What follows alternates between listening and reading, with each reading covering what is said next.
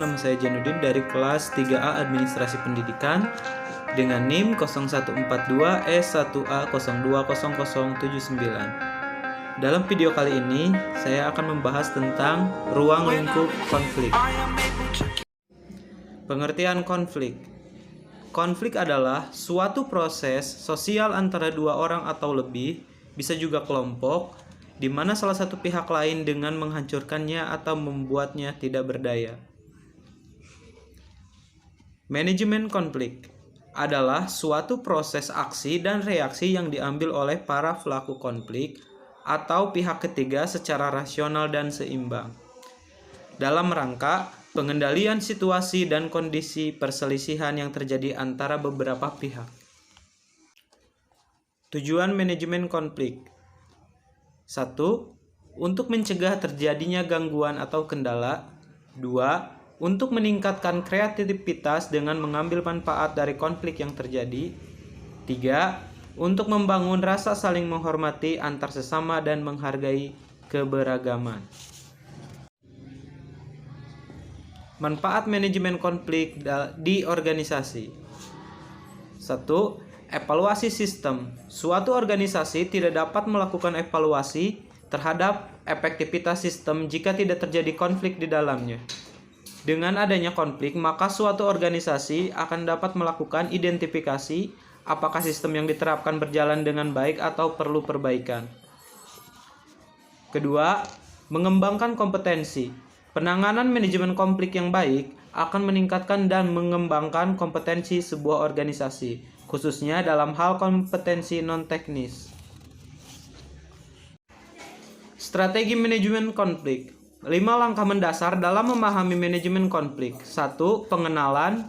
2. Diagnosis. 3. Menyepakati solusi. 4. Pelaksanaan. Yang kelima, evaluasi. 1. Pengenalan. Ini merupakan langkah awal dalam manajemen konflik, yaitu dengan mengenali permasalahan yang terjadi. Siapa yang terlibat konflik dan bagaimana keadaan di sekitar selama terjadinya konflik. Ini merupakan informasi awal yang penting dalam manajemen konflik. Diagnosis. Setelah mendapat informasi pada poin pertama, selanjutnya adalah melakukan analisis untuk mengetahui penyebab konflik. Untuk melakukan hal ini diperlukan metode yang benar dan telah teruji, serta fokus terhadap masalah utama dalam konflik yang terjadi. Menyepakati solusi. Setelah melalui proses diagnosis, selanjutnya organisasi bisa menemukan dan menentukan solusi apa yang paling tepat untuk menyelesaikan konflik yang terjadi. Solusi yang ditentukan harus dibicarakan secara bersama dengan pihak yang berkonflik dengan bantuan pihak penengah. Selanjutnya, maka semua pihak melakukan pelaksanaan kesepakatan. Pelaksanaan. Setelah menyepakati solusi, selanjutnya adalah proses pelaksanaan kesepakatan yang telah dibuat.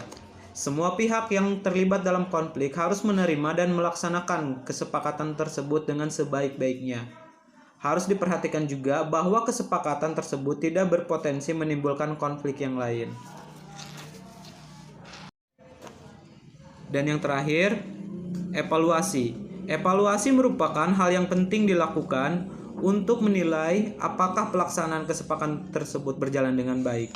Dengan melakukan evaluasi, maka organisasi bisa melakukan pendekatan alternatif untuk konflik lain yang mungkin terjadi.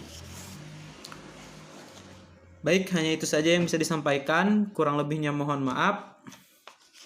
Terima kasih dan Assalamualaikum warahmatullahi wabarakatuh.